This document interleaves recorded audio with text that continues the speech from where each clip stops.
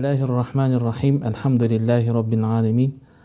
Wassalatu wassalamu ala rasulina Muhammad wa ala alihi wa sahbihi ajma'in. Assalamu алейкум, құрметті көрермен. Бүгінгі жұма уағызының тақырыбы мұсылман және уақыт тақырыбында болмақ. Мұсылман ғалымдардың айтуы бойынша уақыт мекеннен қымбат нәрсе. Себебі қандай да бір мекенге қайта оралуға болады, алайда жоғалған уақытты қайтаруға болмайды. Алла тағала әуел баста адам баласына керемет нығметтер берген. Ғалымдарымыз аталмыш нығметтерді үлкен нығметтер және кіші нығметтер деп баса көрсетіп кеткен. Алла тағала Құран кәрімде былай дейді: ей иман келтіргендер, уа иман келтіргендер, егер сендер Алланың нығметін санайтын болсаңдар, оның есебіне жете алмайсыңдар дейді. Кіші нығметтерге адам баласының, мұсылман баласының нәпіл құлшылықтарға көңіл бөлуі, Құран кәрімді көп оқуы, мұсылмандармен жақсы қарым-қатынаста болуы, тағы да мәселелерді қарастырған. Үлкен нығметтерге Алла тағалаға иман келтіру, ислам жолында қызмет ету, мұсылманшылықты жете тану үшін адамның ден қоюы, тағы басқаларды үлкен нығметке жатқызған.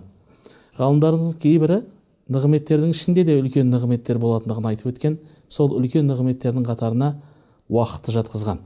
Алла тағала Құран кәрімнің көптеген аяттарында уақыттың бөлімдері мен уақыттың түрлеріне ант ішкен. Мәселен, уәл-ләйл, уәш-шәмс, уәд-духа, тағы да басқа аяттарда, мәселен, уәл-ләйл деген түнге серт, күнге серт, сәске уақытына серт деп, уәл-аср, ғасыр уақытына серт деген секілді, уақыттың күнделікті өмірде көріп жүрген уақыттың бөлімдеріне ант ішкен. Ғалымдарымыз бұның үлкен, Алла тағала қандай да бір нәрсеге ант ішсе, Алла тағала қалаған нәрсесімен ант ішеді, және қандай да бір нәрсемен ант ішсе, оның үлкен нәрсе екендігін білдіретіндігін айтып өткен. Әлгінде айтып өткен аср сүресі бар Құран кәрімде.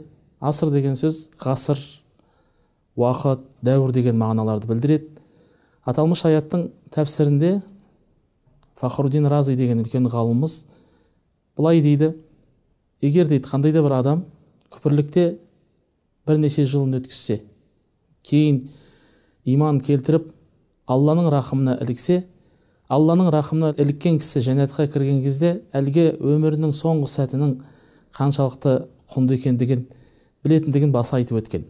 Пайғамбарымыз саллаллаху алейхи уассалам де ешқашан уақытын бос жұмсамаған, әрдайым құлшылықта болған, әрдайым Құран оқумен, зікір етумен, ойланумен өткізетін болған. Пайғамбарымыз саллаллаху алейхи уассалам бір хадисінде былай дейді: адамдардың біле бермейтін екі нығмет бар.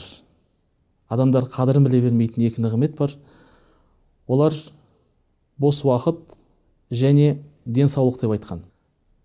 Шынымен ақ пайғамбарымыз саллаллаху алейхи уассалам айтып өткендей, адамдардың көпшілігі, мұсылмандардың көпшілігі өзінің бос уақытының қадірін біле бермейді және денсаулығының қадірін біле бермейді. Аталмыш хадиске түсініктеме жазған ғалымдарымыз былай дейді: Алла тағала кейбір адамға денсаулық беруі мүмкін, алайда бос уақыт бермеуі мүмкін. Кейде біреуге бос уақыт беруі мүмкін, алайда денсаулық бермеуі мүмкін. Бірақ Алла тағала бос уақыт беріп, әрі денсаулық берген кісі ең бақытты кісі, және бұларды тиімді пайдаланған адам жәннаттық адам. Алайда денсаулығы бола тұра, қолы бос бола тұра, екеуінің қадірін білмеген кісі ең бақытсыз адам екендігінде айтып өткен. Жалпы мұсылманшылықта, шариғатымызда бос уақыт деген түсінік жоқ.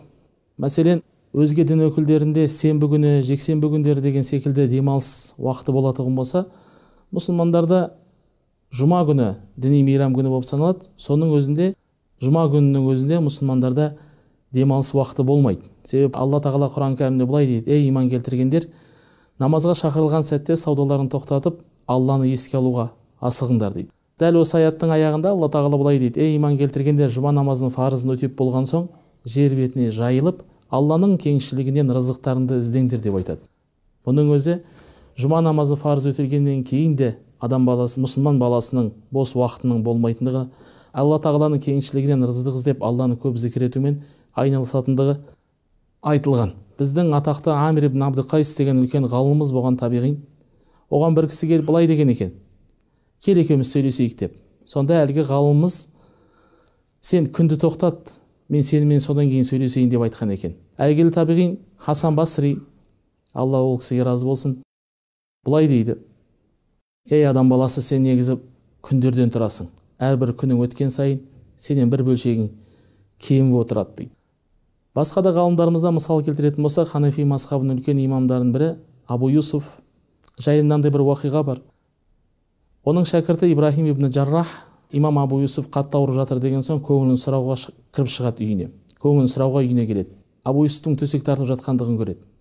Абу Юсуф Ибрахиммен сәлемдескен соң шәкіртіне былай дейді: кел екеуміз отырып бір шариғи мәселе қарастырайық дейді. Шәкірт айтады: дәл осы жатқан күйіңізде бір мәселе талқыламақшысыз ба дейді. Имам Абу Юсуф айтады: кел екеуміз талқылайық, бәлки мұсылмандарға пайдасы тиіп, осы шариғи мәселені білген кісі құтылып кетер дейді. Сонымен қандай мәселе деп сұрайды.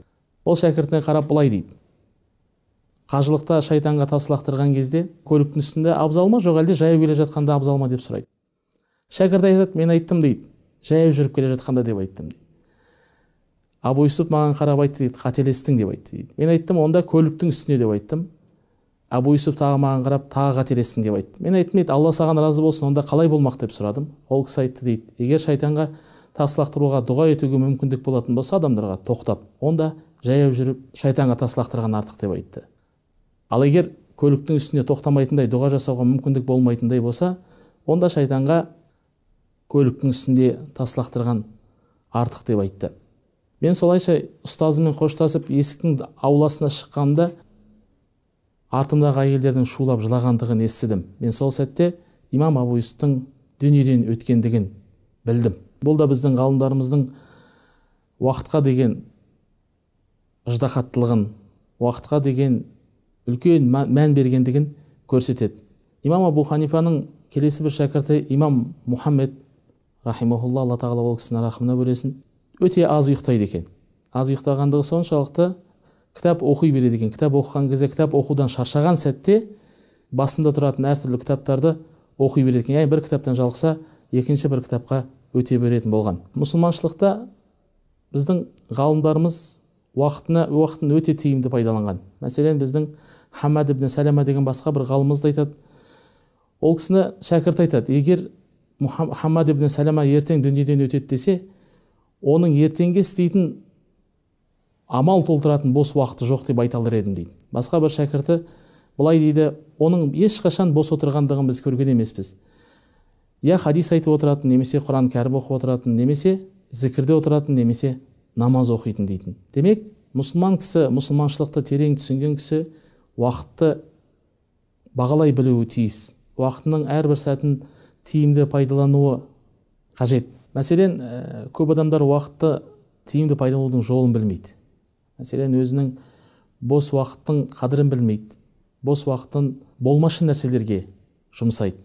Мәселен, ойынға, күлкіге, немесе уақыттың өтпейтіндігі соншалықты біз уақытты өлтіріп жүрміз дейді. Негізінде уақытты адам өлтірмейді. Имам Шафиғидің айтуы бойынша, уақытты сен кес, болмаса уақыт сені көсет деген қанатты сөзі бар. Демек, әрбір адам баласы, әрбір мұсылман баласы уақытты тиімді пайдалануы тиіс. Пайғамбарымыз саллаллаху алейхи уассалам басқа бір хадисінде былай дейді, былай деп дұға ететін болған: ей Аллахым, менің үмметіме таң сары уақыттарын берекелі қыл деп дұға ететін болған. Содан біздің бабаларымыз ерте тұрған еркектің ырысы артық, ерте тұрған әйелдің бір ісі артық деп айтқан. Демек, мұсылман кісі таңертең ерте тұрған соң, намазын оқыған соң күн атқанша ұйықтамауы тиіс. Керісінше өзіне тиісті, өзіне пайдасы тиетін сауапты істің, зікірді жасауы тиіс. Және уақытты дұрыс пайдаланудың ең жоғары жолы кісі өзінің уақытын, күнделікті уақытын бөлуі тиіс. Мәселен, әрбір мұсылман кісінің құлшылық қылуға уақыты болуы тиіс. Сонымен қатар мұсылман кісінің дем алуға да, тынығуға да уақыты болуы тиіс. Дұрыс мұсылман кісінің жақсы туыстармен қарым-қатынас жасау үшін арнайы уақыты болуы тиіс.